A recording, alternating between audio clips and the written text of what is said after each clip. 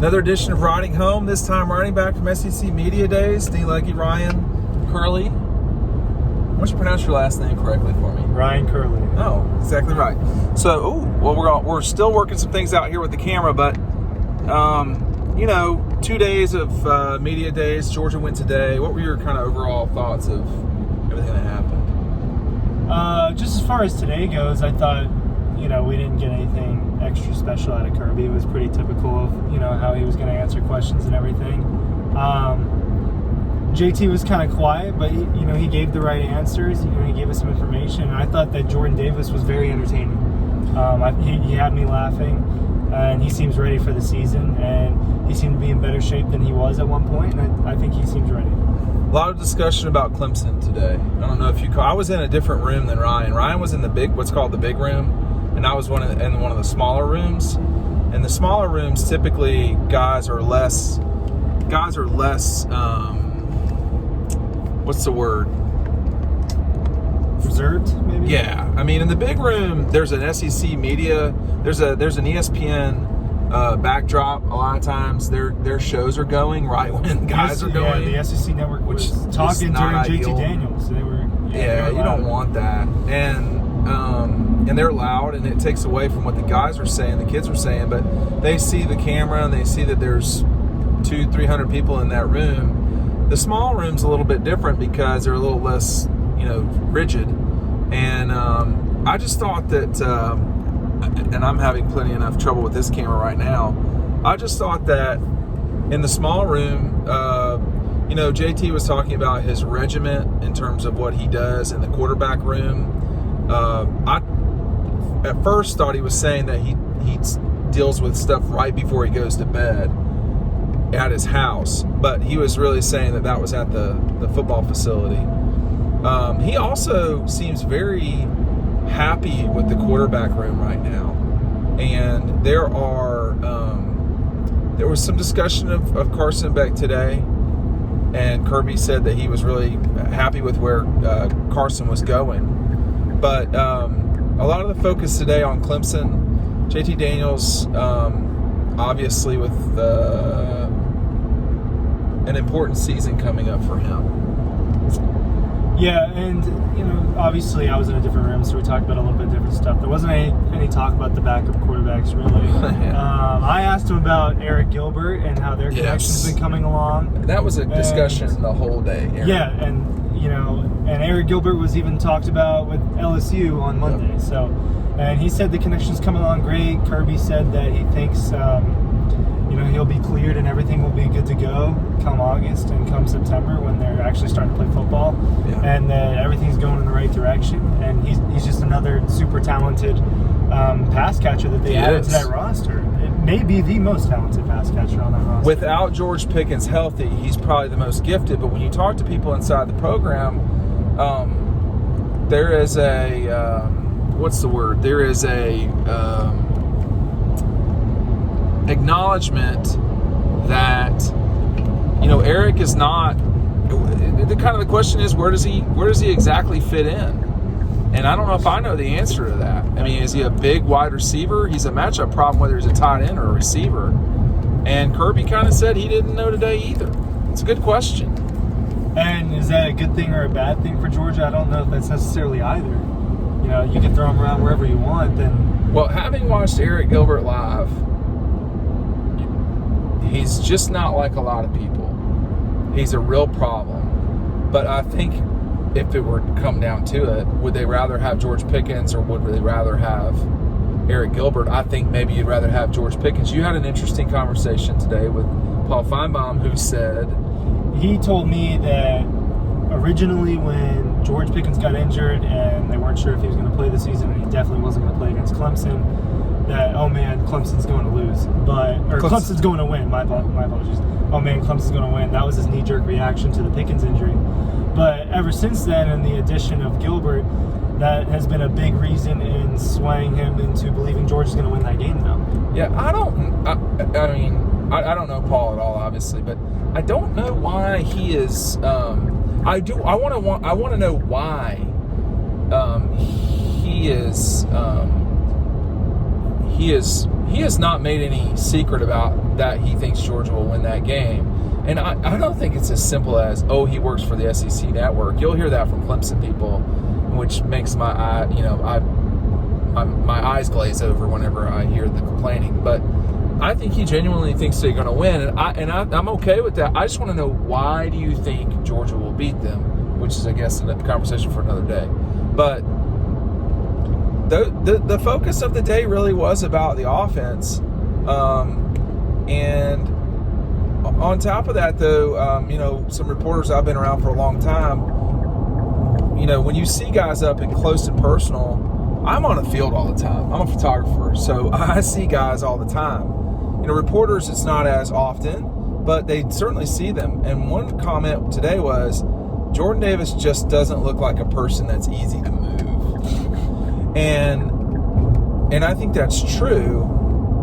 And that, of course, means you can either run right at him, and no player in college football is unblockable. So you can either run at Jordan and deal with him, and maybe you can hit a big run. That's the way you want to do it, right up the middle. Or then do you have to, Ryan, go to the outside, and then all of a sudden Georgia's relatively fast linebackers have the ability. Yes, it's a pride sports, that's the problem. I mean, for Georgia, who's had the best run defense the last few years, that's stacked in that front seven, and you look at who you have in the middle. I mean, look at Jordan Davis in the middle. But yeah, if they want to go outside, I mean, the outside linebackers and the defensive ends, they're all 4 or 5 star guys who can run 4 5s or 4 6s. It's hard to run on Georgia, but I don't know if Clemson's going to bother trying to run on Georgia. They may just throw it. I mean, DJ. We were talking about this earlier, that we don't think Clemson's run game is as good as it has. There's no way. Yeah, there's no way with ETN going to the NFL. And Trevor. Yeah, and Trevor. DJ's not going to run as much the way Trevor did. I mean, he's not slow. No, but he's a more physical runner, perhaps, than Trevor. But when you look at the Clemson, we should not focus so much on Clemson, frankly. But when you look at that matchup, you lost Travis Etienne, arguably behind C.J. Spiller, your best running back in school history. And not even if he's that. He's a one-touch, and he can be gone. And that changes games. I don't know if Lynn J. Dixon can do that, or whoever the running back will be at Clemson. We'll see. But Jordan is a problem. And if he's healthy, he's a problem. So, you lose him like they did against Florida and a couple other people, it becomes problematic. But Kirby, I can't remember the quote. Can you remember what he talked for 15 of his 30 minutes without taking a question? He spent between 15 and 16 minutes roughly. That's awesome. Just talking without taking any questions. Talking a lot about, bragging about the athletic staff, NIL, all that kind of stuff. Ron Corson has done. Yes. So one thing that, in this week, I asked the SEC's commissioner. I always want to say Mike Slive because he was the commissioner for such a long time, but it's not him at all anymore. It's Sankey. Greg Sankey. Greg said, is it possible people could forfeit if they're not able to participate because of COVID? And his short answer was yes. It was not a firm yes, but the short answer was yes. So then here comes today. Monday, we know that, according to Shane Beamer, Carolina is not where they need to be. So they're not at 85%. The Gators reportedly are not at 85%. And then Georgia, today, Kirby says they are at 85, but they want to get higher.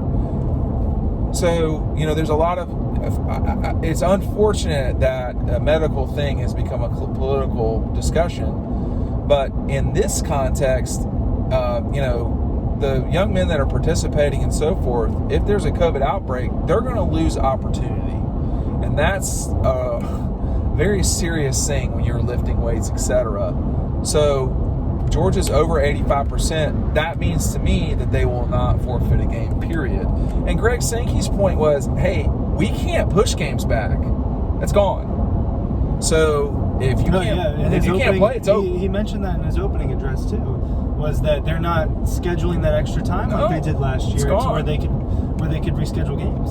So it's we're at the point here where freedom or your personal choice, everyone's got a choice, but there are ramifications with choices too, with action or inaction. So in the case of the SEC, they're not mandating it. It's not something that's permitted to be mandated, obviously, but there are going to be ramifications if teams cannot play. So that's going to be something that you look at Carolina, at Florida, and there are some other schools too, obviously. I think the commissioner said, are 8 not where they need to be? Which of this, is it 6 that are good and 8 are not? I think it was 8 that are good. 8 are good, 6 are not. I believe it was 8 that are good. Vanderbilt is a private institution. They can mandate that their players do that because it's a private school. They're the only private institution in the league. So Vanderbilt, I would imagine, this is speculation, that Vanderbilt is one of the 8. But we'll just see how it goes. That's one thing. There was so much discussion of non-football stuff that when Georgia, that was something. I mean, in my first media day, that was something that was very interesting. That is typical of media days. But even this year was even more accelerated. Yeah. I asked the commissioner about their contract with Disney, what that means for the future moving forward.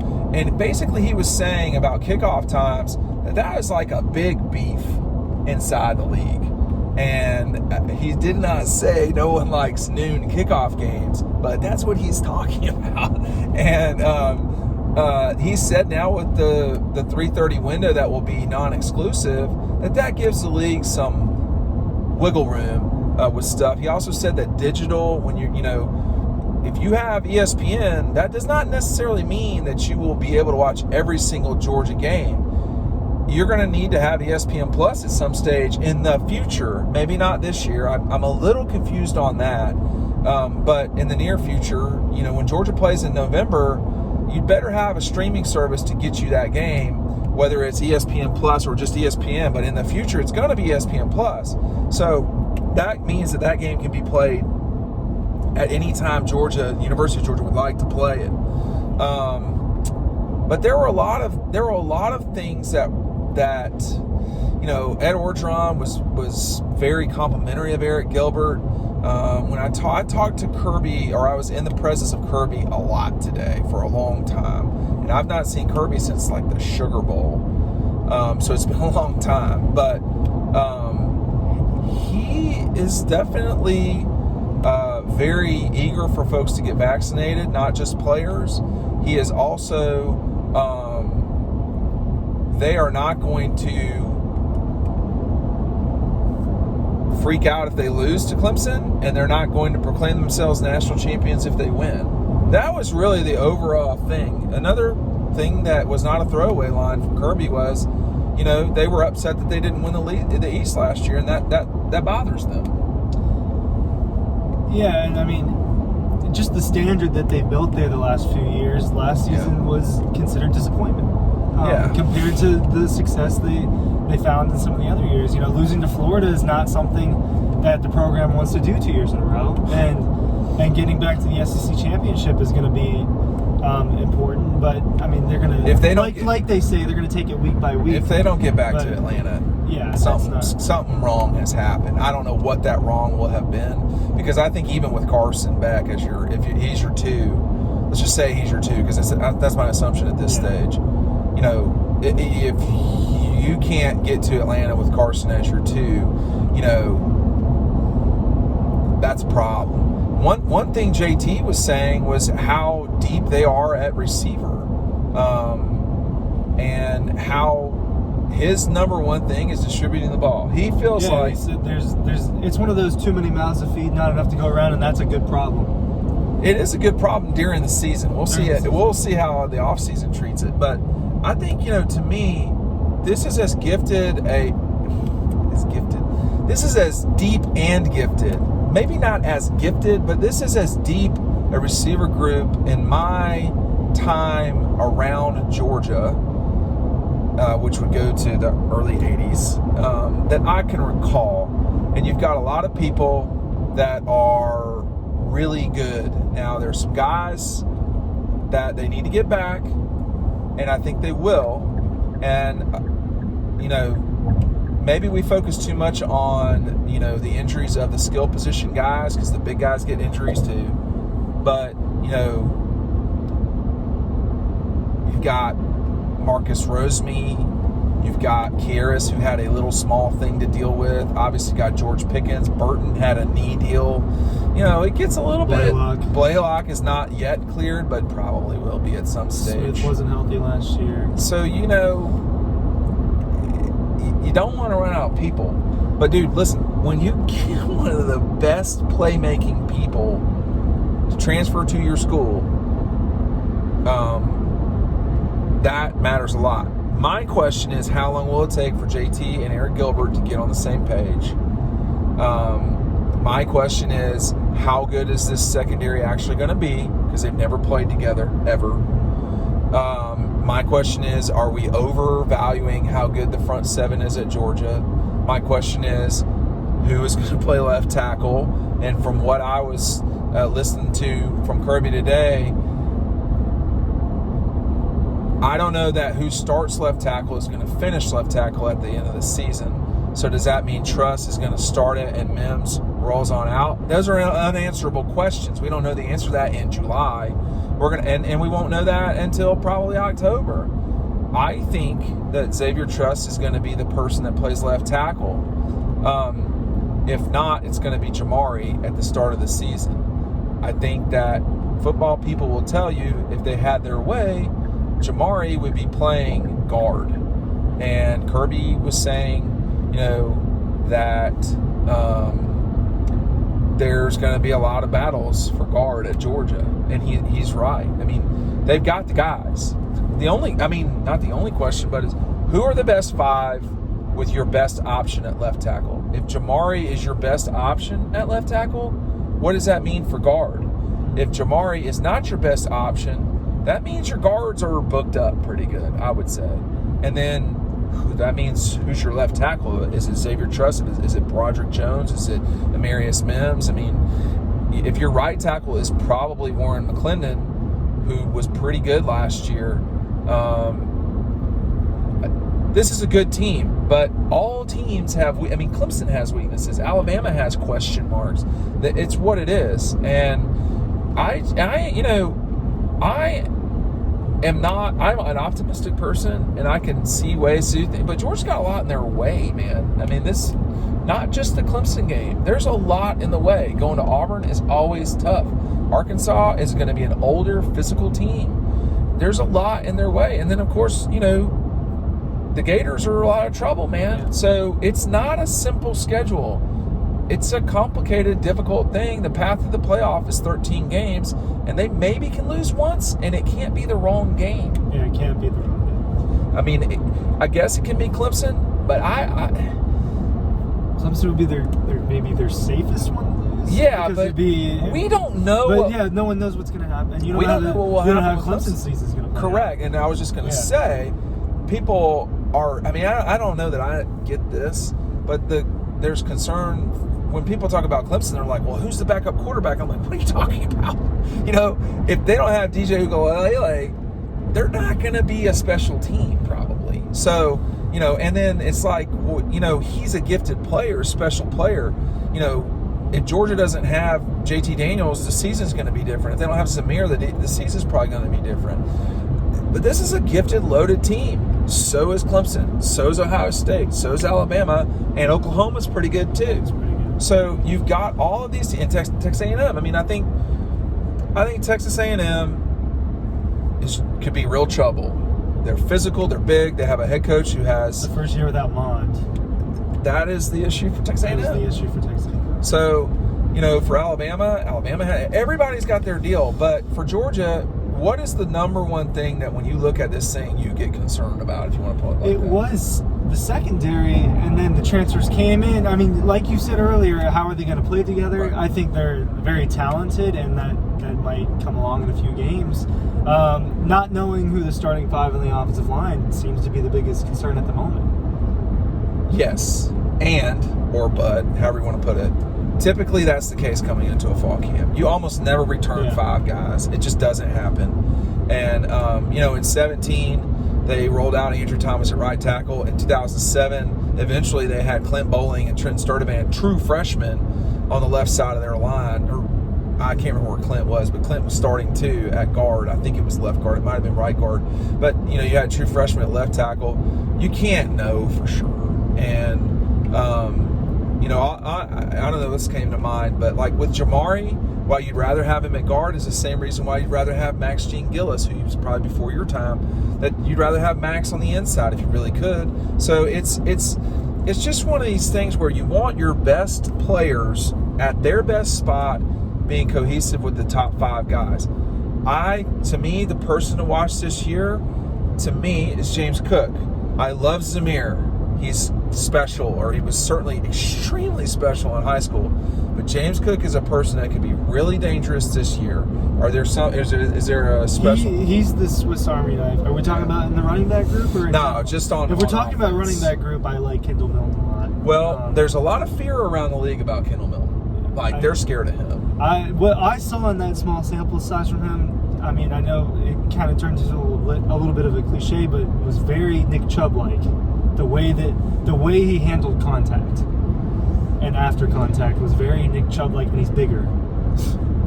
So I don't. He's very good. They're gonna be throwing a lot of running backs at these teams. Yeah, I mean, Samir's a lot. James Cook's a lot. Kendall Milton's a lot. Kenny McIntosh. Let's not forget Kenny McIntosh. John Edwards. Kenny is I guess a poor man's James Cook, but not that poor. One cut. He has that one cut and go. I mean, they probably don't win the Peach Bowl without Kenny McIntosh's play in the last drive. So it's, you know what, man, it's... I think, like, a similar comparison using Arik Gilbert to the way you're sending off his line. You want your best guys playing their best positions. Where is that for Arik Gilbert in this offense with a lot of talent? I mean, because is it slot? You could have a scenario where these 3 people are on the field at the same time, and it's going to be problematic for people. Like Jermaine Burton's awesome. Jermaine Burton. He's a wide receiver. Yes. George Pickens is awesome. He's a wide receiver. But you could have these 3 guys at one point. You could have Darnell, you could have Arik, and you could have James Cook. They could all be out there in different positions. We can do different things. And let's just be honest. Linebackers are not going to match up with James Cook, period. In any open field scenario, it's not going to happen. Darnell Washington is a real problem for everybody on the defense. Arik Gilbert is a real problem for everybody on the defense. They have the weapons. It's time for Kirby and them to put it together. And that's the challenging part. I'm not, I don't have pitchforks. I'm just acknowledging what is reality, which is this is a really good team. They have a challenging schedule. So does it. They have a challenging spots in their schedule. So does everybody else. Winning it all is not easy. I've seen them on the precipice of winning it all, and they went through some real buzzsaws that year. So it happens, and that's just what this is. We've gotten back into Georgia. Make sure you're going to dogpost.com. Thanks for watching Riding Home. We'll see you on the website.